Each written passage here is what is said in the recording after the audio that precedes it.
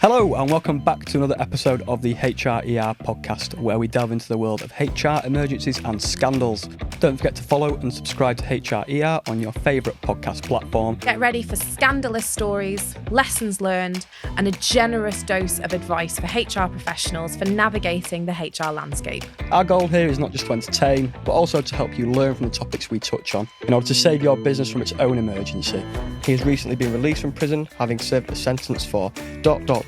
murder. When people say, oh, you know, this he's been released having served a sentence for murder, you think, oh, why is he still not inside? Which is why it's so important for employers that they do their compliance checks before somebody starts employment. Yeah. So this one, he'd only been in the business a week or two when it was caught. When you've got a man who's murdered a woman, you see often, you know, there's a strength imbalance there, potentially abuse of power position, abuse of position of trust sometimes, if it's someone they're in a relationship with. When you have it that way round, I think there is a gender bias there as to how we feel about people who commit these crimes.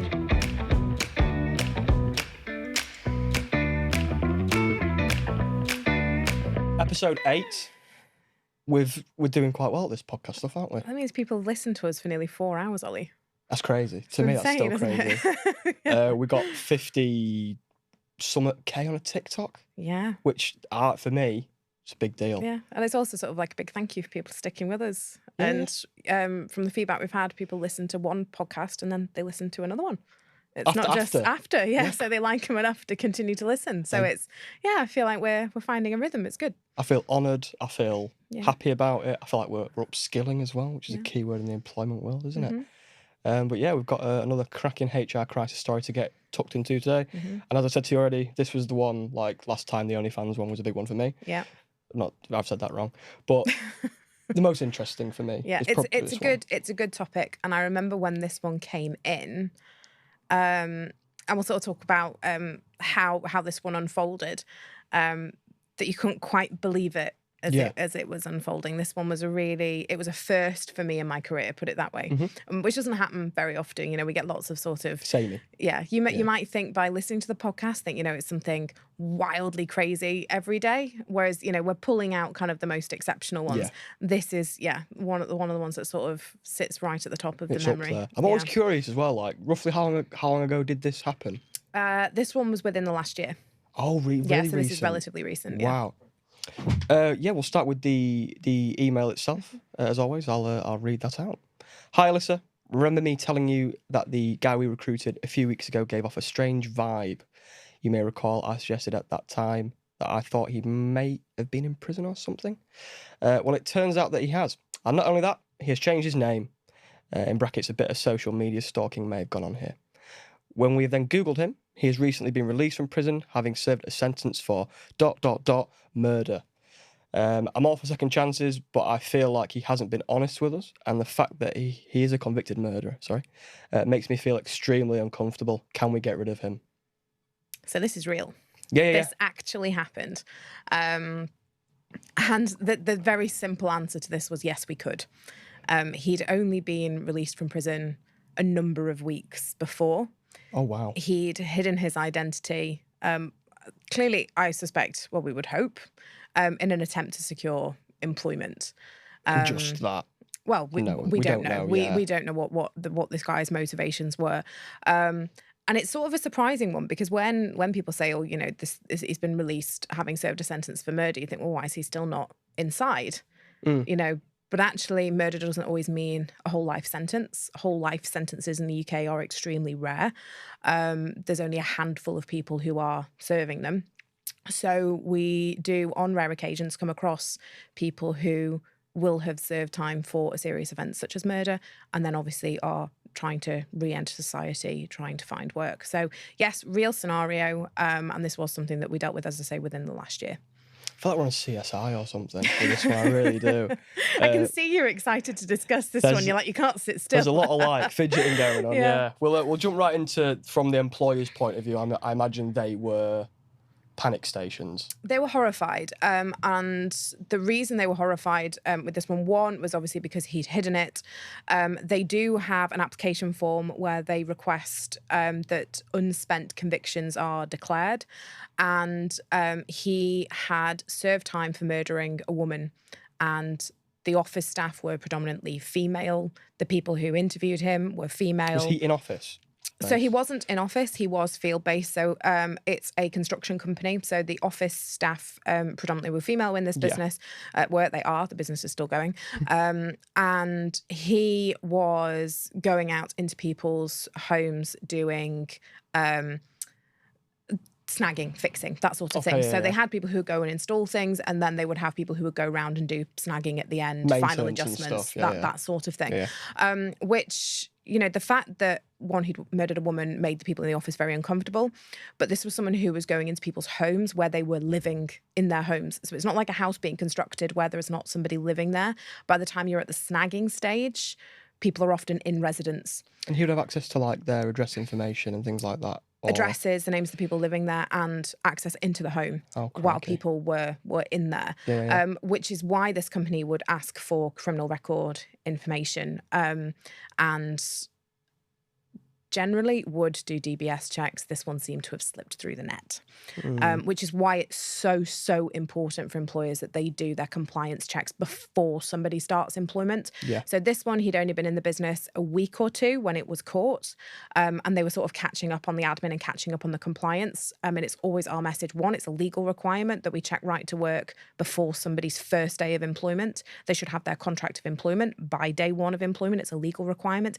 And if we are needing to do DBS checks because of the nature of the role, that should be done before they start as well. And this is a really good example as to why these things can't wait. So this guy presented very well. Like they said, he had a bit of a weird vibe, but they had no idea that there was this sort of background lurking there. And the fact that he was essentially being sent into homes, people's residential homes, without supervision, was really, really concerning. And it was something that we needed to act on very, very quickly. I mean, as well, if he's murdered a woman, hasn't he, you mentioned? Yes, yeah. Traditionally speaking, this isn't a sexist thing to say, I hope, but a woman would stay at home to look after the kids in a lot of houses. Statistically, it's more likely. So it's not a sexist thing to say. It's, you know, more likely that women tend to take on I'm not going to say the burden of the childcare. You can tell I don't have kids. They take on the childcare duties. And it's something that's actually recognised by the courts and the tribunals. So when we look at indirect discrimination cases, those are sometimes or often brought where you have a policy, say, around flexibility or, you know, requiring people to be in the office at certain times.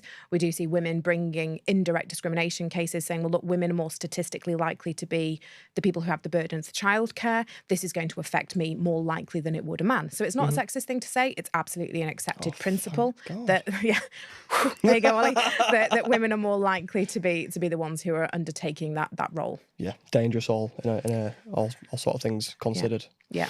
So, and I think there is a gender thing here, and I don't know whether it's like a primal thing that comes out with some people, is that when you've got a man who's murdered a woman, you see often, you know, there's a strength imbalance there, potentially abuse of power position, abuse of position of trust sometimes, if it's someone they're in a relationship with. When you have it that way round, I think there is a gender bias there as to how we feel about people who commit these crimes. Murder's murder, whether you kill, you know... Absolutely, a man, woman, or someone who identifies as whatever. Murder is murder as far as I'm concerned. It's all as serious, but I think it does produce an emotional reaction sometimes when it's this way round, or when you've got someone who perhaps is a minority in society. The urge is to like almost protect the affected, do you know what I mean? Like put a shield up in front of them, I think, anyway. We'll go straight into the questions to ask as an employer. We're coming with some more stats today. We like stats. 70% of workers lie on their CV. What steps can HR professionals take to strengthen their screening processes to prevent similar occurrences in the future? So getting the basics right, so doing what we should be doing by day one of employment. So doing our right to work check fundamentally.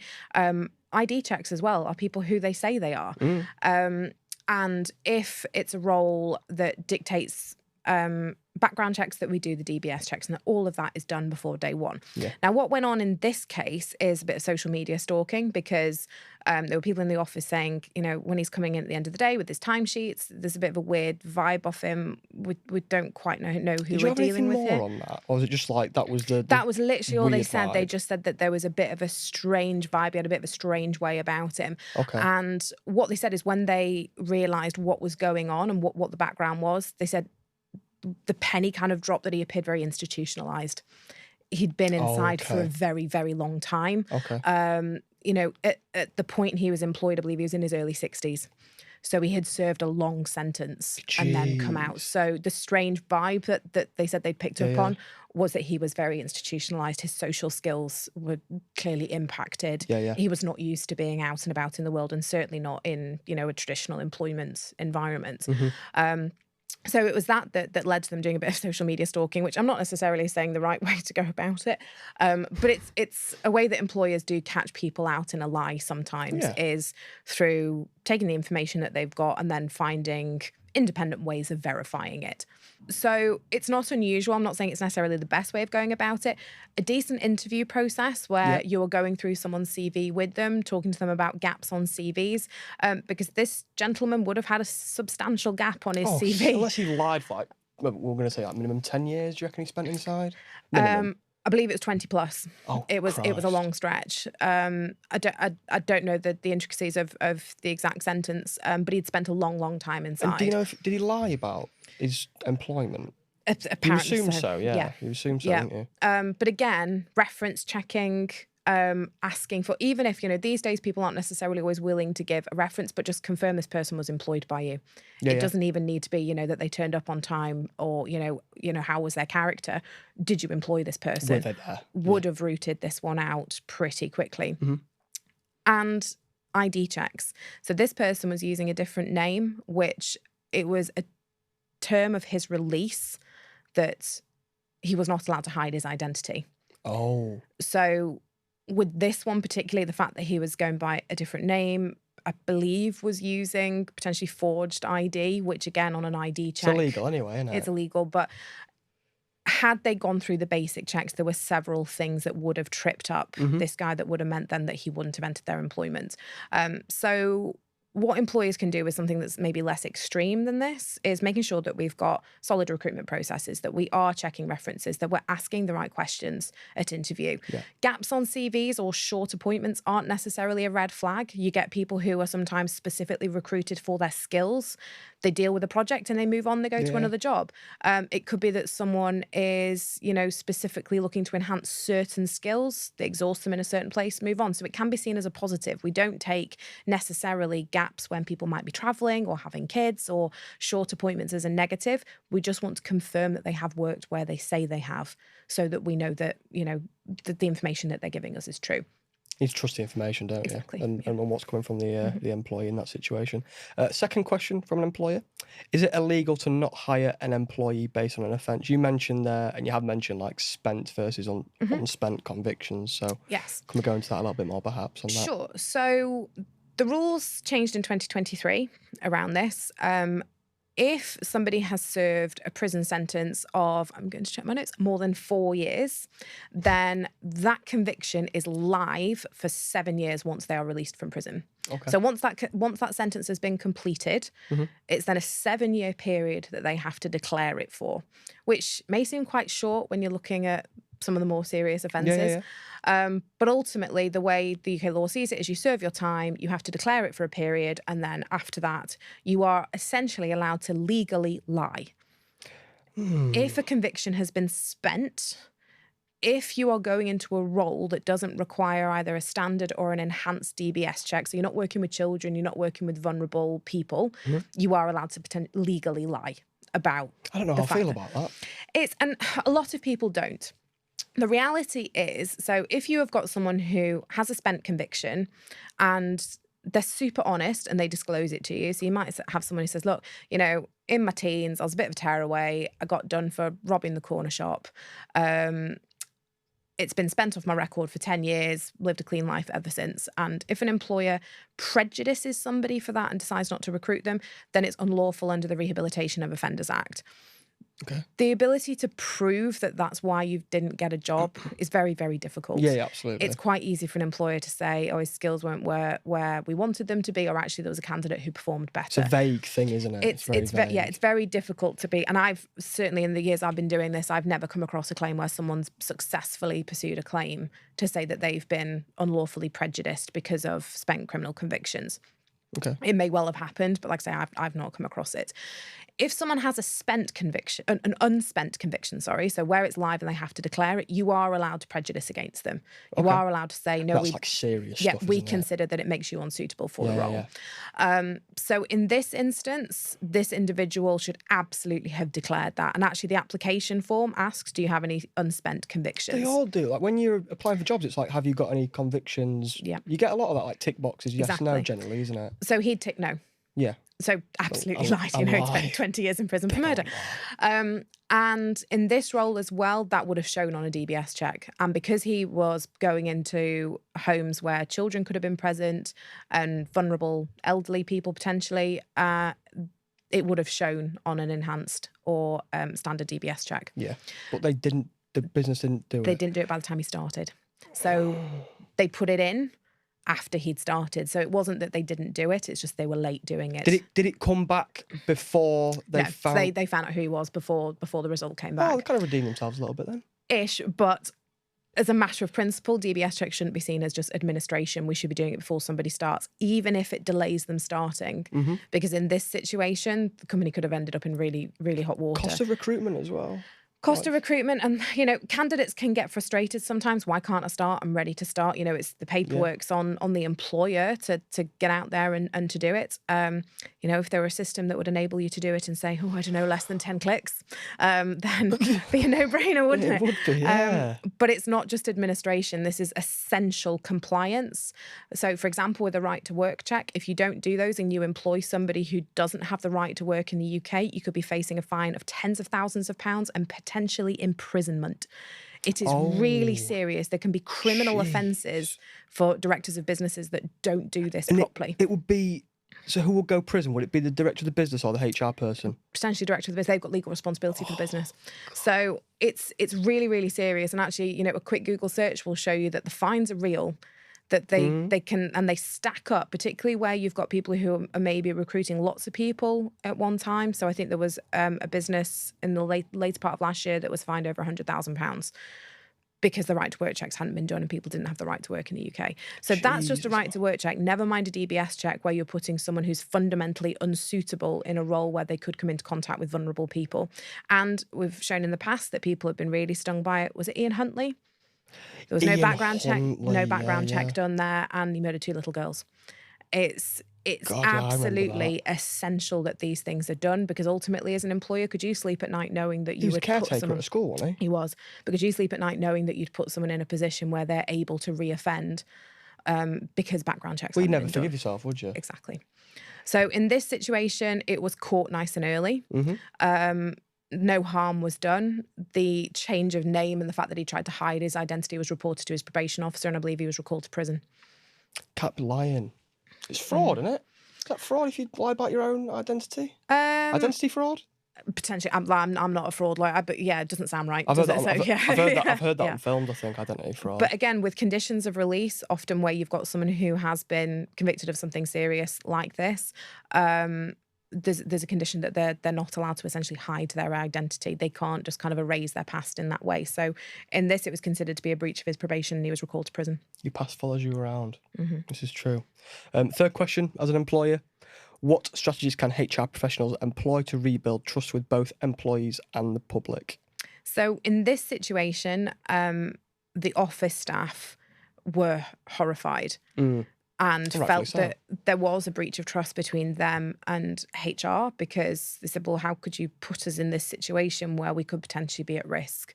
The arrangements with this particular business, you would have the workmen who would come back at the end of the day, submit their timesheets if they needed expenses for any materials or things like that, or if, say, something had happened, you know, risk assessments on the job, they would come and leave them in the office, and there would be somebody waiting at the end of the day to take the paperwork and then lock up. Often a lone female. And they felt that, knowing the setup, that they'd been let down in this situation. You don't know what, like, preempting this guy's done either. Like, maybe he's chose that business for that. Yeah. I mean, there wasn't too much kind of conversation around that. The discussion with him was, we know who you are. We know what your past is and that you've hidden it. As far as we're concerned, it's gross misconduct. You've got to go. You need to leave Yeah, immediately. you've got to go. So there wasn't too much discussion in the whys or, you know, what he was doing there, because ultimately it wasn't relevant.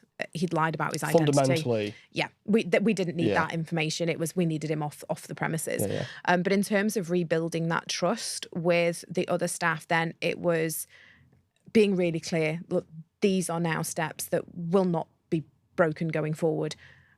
And they provided a cast iron guarantee to the staff that we will in future, everything will be done before day one of employment. Nobody will be coming on the premises unless we can guarantee that one, we know who they are, and two, that they pass the relevant checks where the role that they're doing requires it. And rightfully so. Exactly. That's where safety is concerned anyway. Final question for an employer. Another stat. Government stats revealed that almost 17% of people have some type of criminal conviction on their record. How can HR departments spot when an employee is lying about their history? How easy is it? So, because there was a vibe here, wasn't there? Like, you can't really go off. Yeah. You're going on fumes at that point. Yeah. It's, I mean, you know, some people are very competent liars. It's very difficult to know how to spot these sorts of things. What I would say is it's attention to detail when we're looking at CVs, when we're checking work histories, when we're having conversations with these people. If there are things that are not quite lining up, if there's inconsistencies, that we don't just brush it off, that we do then apply a bit more detail and a bit more thought to it. And I think, like, this one in particular was a really good example for me to be able to use when I talk to other businesses, because they think, well, what's the worst that could happen? You know, he's a friend of Jack, says he's known him from the pub for years. Well, that's not an endorsement of anybody's background or character. No. It's not a character reference, is it? You know, it's really important that we do our compliance and we don't just see it as pointless red tape or admin. It's there for the safety of our staff and also for our legal compliance when it comes to things like the right to work. So there's no trick, magic pill, or surefire way of knowing when someone's lying. But if we follow our processes and we have a good recruitment process, and then we have a good selection process within that, where we are asking the right questions, where we are making sure that we're checking documentation and doing what we should be doing, then if we don't root them out, ultimately it's not our fault. The legal liability is less likely to fall on us. If someone is a very, very competent and accomplished liar and is using world-class forgeries that, you know, a reasonable employer doing the government checks properly or using the automated online checks can't root out, well, they've done everything they possibly can, and they've got that legal excuse as to, well, we followed all the steps, We've and done this all person what we should do. Still managed to slip through the cracks. But it's also then when somebody's working for you, picking up on what may be perceived as things like strange behaviour, or if someone is behaving in a way that raises questions, that we do look into that we do, you know, onboarding meetings, that we have probation reviews with people, that we have check-ins with them, so that we're getting to know the people that are working for us as well. It's not just a case of that we onboard them and then leave them to it. We should be getting to know our staff and feeling that we've got some confidence that they are who they say they are. Yeah, building that sort of relationship to get the judge of character. I'm not mistaken. You should do that in general, shouldn't you, really? With, like, friends, family. You don't hang around with people you don't like. The best... yeah, exactly. But the best way to get the best out of your employees is to get to know them. Yeah. To understand perhaps what their hidden strengths might be or where their skills are, you know? And if it comes out in conversations that somebody's a competent lock picker, you know, I can do, you know, a bit of calligraphy, or, you know, I could copy that signature for you if you wanted me to. Well, maybe we raise some questions about where we've learned those skills. Flag. Exactly. Flag that right away. Yeah. Deary me. We'll move on to the employee questions now.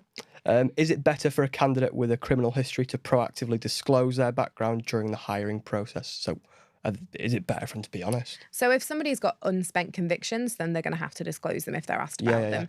And if you hide them, then that is going to be a big red flag, because it's immediately dishonesty. These days, it is easier to find out about criminal backgrounds without even having to do a DBS check. So if something has been in the magistrate's court, or if someone has had a custodial sentence, so they've been sent to prison, often these things are reported on in the press, local press, which are all now online. So it's remarkable how much you can find by Googling where somebody's from and their name. Our access to information is so big now, isn't it? Exactly. So if you think there is a reasonable chance it could come out, even if it's spent, you may want to consider whether you have a conversation about it, particularly if it's something where trust is going to be an issue. As I say, if something's spent and it's a role that doesn't require a standard or an enhanced DBS, there's no obligation to disclose it. But it's a call for you at that point. If something is unspent, my advice would be to disclose it. At the same time, touching on the sort of access to information there, if someone's like proficient in like hacking, for example, they can wipe their information off the internet. Yes, Like so completely. if you recruit somebody who has gone to prison for computer hacking or financial offences, so something that I have come across with, it wasn't a client, it was a family friend who rang in a bit of a panic, and they had recruited someone with a criminal record. They knew there was a criminal record and that it was spent, but so had no issue with it. Yeah. But actually, it turned out it was for fraud and theft, and he made him the finance director. Oh. Yeah. Oh. So there's a, at that point you'd think, well, if you're going into that sort of position, it might be worth a conversation. So that you can say, well, how rehabilitated are you? Yeah. It's how good are you on Excel? when you're putting someone in a position that directly relates to an offence that they have committed, it's going to make an employer very nervous. You're giving him a rod to go fishing, aren't you? Exactly, Essentially, there. So what I would say from an employee perspective is there's a lot of value to, one, showing your honesty, but two, being able to control the narrative. If somebody goes Googling and finds what you've done, the only context they're going to see it in is the way that whatever the newspaper article or social media pages are portraying it. Whereas if you're in a position where you can say, well, look, this happened, this is how it happened and why, and this is what's happened since, you're able to get your side of the story across. Yes, the employer might want to go and have a think about it. They might want to go and do their own research, but it shows a lot for your honesty and your integrity. It doesn't mean that everyone's going to employ you. It's not a surefire way of getting employed. And it is going to be, for anyone who has been to prison, it's always going to be a constant challenge in terms of finding, securing and maintaining employment. It's one of the biggest challenges that people coming out of prison face. Definitely. Not speaking from experience, of course. Not been in prison. But I would say honesty generally is the best policy. Yeah, I would as well. I mean, I was watching something, I was doing a YouTube rabbit hole thing last night, how I do. And there was a video where some chap went like looking into like a certain community where a certain type of criminal lived. Like they were all in one place, and it weren't like public information. And he was asking them questions related to their offences, and they were like diluting what they'd done. They were saying, "I am a criminal," but it was this, and it was so that they looked more lightly upon him. Do you know what I mean? So I imagine that's the same in HR. So people will dilute offences to get a better reaction. Potentially, yes. They're going to try and show what they've done in the best possible light. Though I think it can go either way. I mean, when you look at, there's like a fascination, isn't there, in the modern world where, so like the best night in is junk food, pizza, ice cream, bottle of wine, and you watch some sort of really graphic true crime documentary. Yeah. That is a legitimate, top 10 night in, isn't it? It's like, would you like to go to the pub with all your friends, stay in and watch true crime documentary and a pizza all the way. And in those, it's kind of glorified, isn't it? And particularly some of the ones in like the big American supermax prisons, they're almost, because they've become such almost super celebrities in that sector, they know they're never getting out of prison and they really kind of revel in it, some of them. And then you've got, the I'm not going to call it a trend because I don't think it's that common, but these people who will get engaged to these people through correspondence and they go and marry them, don't they? And there is this fascination with the prison culture and serious crime. Writing letters and stuff. It doesn't really translate to employment. I don't think we'd be recruiting them just because of matter of fascination, so that we've got our own sort of live true crime pot of information to pull on. You're in prison at the minute, but we've got this role coming up. You've got the skills for this, mate. That sort of thing. But there is a fascination with prison culture and with true crime and things like that. So it's something where there is a lot of information out there, and particularly the more serious crimes, there is a lot of information on the internet. It doesn't mean it's all necessarily true. Yeah. Like we say, we don't believe everything that we read on social media, but there's definitely a cultural kind of aspect around it, and definitely scope for real kind of discussion in the office as well, which we need to be mindful of. Where we've got someone who perhaps we're aware of their background, we've recruited them because we believe in second chances, or, we have a strong kind of leaning towards wanting to assist the rehabilitation process, is that we don't allow people in the office to treat them like true crime documentaries.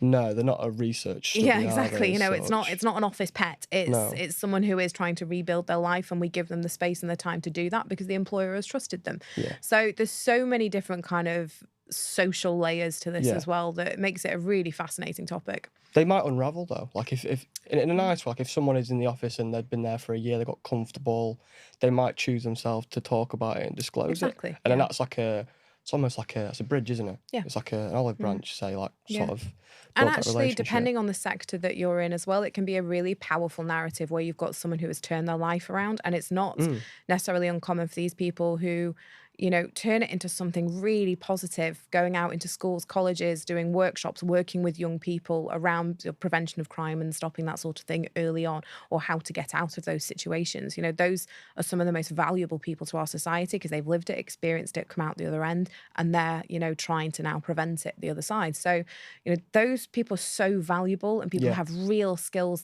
and integrity that they can add to your business. So I would never say that we take someone with a prison record and treat them all in the same way. Everyone should be dealt with on individual merit.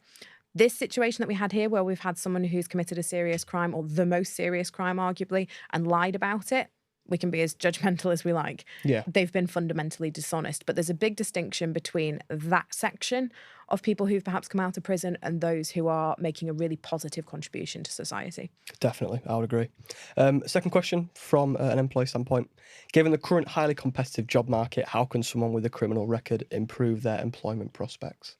So that's a really good question. If you've got someone who has recently come out of prison and, we're in the unspent category here, it could be that they've used their time in prison very well.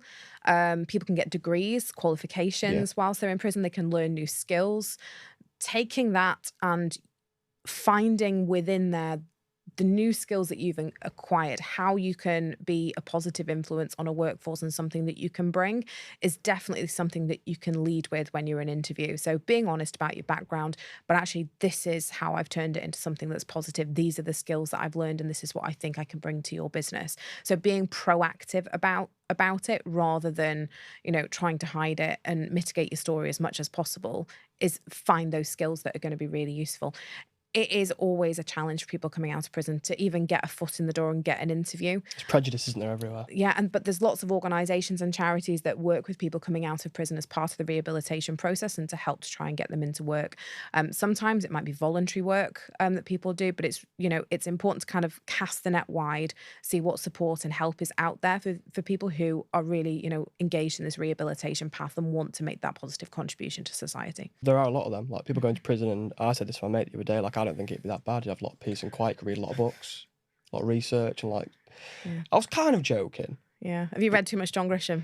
I don't think it's quite as never. idyllic as... Nah. If you're in your own cell, and that, I imagine it can be quite peaceful. Like you say, you can educate yourself and get on the right path. So you got time. Yeah. Got a The lot of time. Maldives is peaceful. I don't think prison's peaceful. We have different versions of peaceful, listen.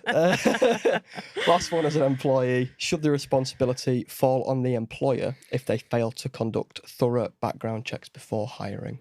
So where the role dictates that a DBS is required, then yes, that responsibility would fall on the employer.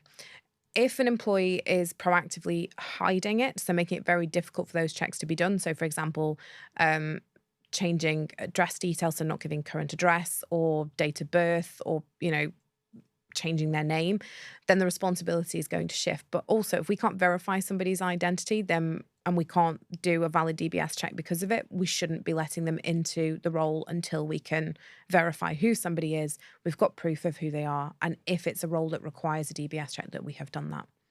Excellent. Sort of closing thoughts on this and lessons learned. So the cost of a bad hire, here's another stat. Mm-hmm. The cost of a bad hire is estimated to be 3 times higher than the salary paid. What emergency measures can HR departments take to prevent hiring nightmares in the future? I mean, you mentioned they're like proactivity, doing all your checks and what have you. And we just so happen to be implementing, because of the seriousness of this, that we believe it's quite a high magnitude issue. We're sort of taking it on ourselves to put that into the software, aren't we? Yeah. With the Trust ID implementation and how that's going to do the checks for people with I think I did mine via passport. Yeah. So I think you were able to take a selfie, take a picture of your passport. I did do a selfie, I did do a selfie, I remember that. Yeah. passports, So driving you took an license, things like- appropriate selfie. I One of my clients did. had an ID check recently where there was an inappropriate selfie. He didn't. That recruitment didn't continue. No. I can It remember was, speaking about that in the office. Very inappropriate. So Yeah. who does that when you're asked to take a headshot? No, we don't do that. Just the face. Yeah, that's why for the headshot is a fairly suggestible term anyway. But yeah, apart from the right to work checks, the DBSs, what other emergency measures can we take? So it's not rushing that recruitment and onboarding process. So where I find some businesses come up against it is where there is a desperate need to get a bum on a seat, for a better word, that they find it really hard to recruit. It might be roles that people don't particularly want to do, and they're just desperate to get anybody in the door that they can who's going to do this role and perhaps take pressure off other staff or to be able to implement part of a service. It's crucial that we don't let that pressure get in the way of proper recruitment and doing the checks that we should be doing, because we're not legally compliant if we don't. So making sure that we're not rushing, making sure that we're being thorough. If you're not sure what the checks should be, when they should be done by, make sure you take advice, because this is business critical stuff. I keep saying it's not just administration. This is stuff that we have to do to be legally compliant, to avoid fines of tens of thousands of pounds and potentially criminal sanctions for the business and the people involved. So this isn't just a nice to have. It's not just red tape. It's absolutely business critical. So making sure we're taking the time to do that, and make sure that the people that you are recruiting understand the timelines that are involved. You know, if someone comes to interview and they expect to be in work the next day, well, who's told them that? Manage expectations. Exactly. So manage expectations and have a plan and a process that you are going to follow from the point that where you interview somebody to where the offer of the job is made and to the point where they then first step foot on the premises and start work. All of that should be planned out with reasonable timescales. And what I sometimes get from HR within clients is managers don't understand. They think that as soon as I've interviewed somebody, well, why aren't they starting work? So then that's an internal education issue. That training session away. We need to be cascading that information to say, well, look, this is why it takes time and this is why it's business critical. Because if they're aware of that, then it can manage their expectations as well, so that HR isn't kind of getting it in the neck every time they walk out of an interview and the person isn't straight behind a desk doing some work. Where's my person? Exactly. Closing thoughts. So I imagine this chap didn't keep his job. No, he went back to prison. Oh, but for lying? He was recalled to prison, because he breached his probation. He breached terms of his probation.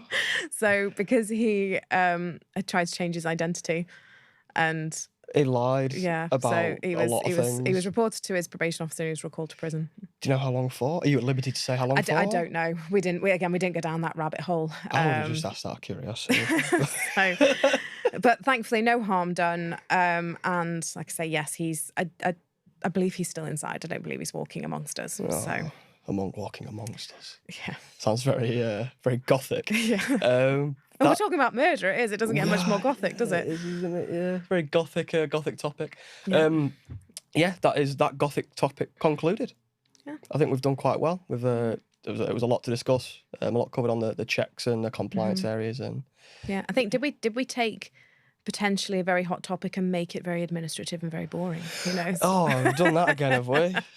God damn. Yeah. But look, thank you so much, everybody who's listening, watching, tuning in. I keep saying that. It's really old-fashioned. I don't think anybody tunes in anymore. But we really appreciate every download, every listen. We're grateful for every single one of you and all the feedback we've been having as well. And also for the feedback for our wonderful team who is sat right here with us. Lovely Dawn, who is getting her own sort of shout outs on social media and the wider web as well. And she's great. She's great. Yeah. So looking forward to the next one, Ollie. Yep, lovely. We'll see you next time. Like, comment, subscribe. See you later. Until next time, we're your hosts signing off from HRER. Take care of your HR and may your workplace be disaster free. Before we go, a big thank you to you for tuning in. And don't forget to subscribe. If you have your own ER stories or suggestions for future episodes, reach out to us at Hroes or on social media, or even hrer@hroes.co.uk. As we navigate the maze of workplace blunders, remember that no organisation is perfect, but by sharing these stories, we can all work towards creating healthier, happier and more productive workplaces.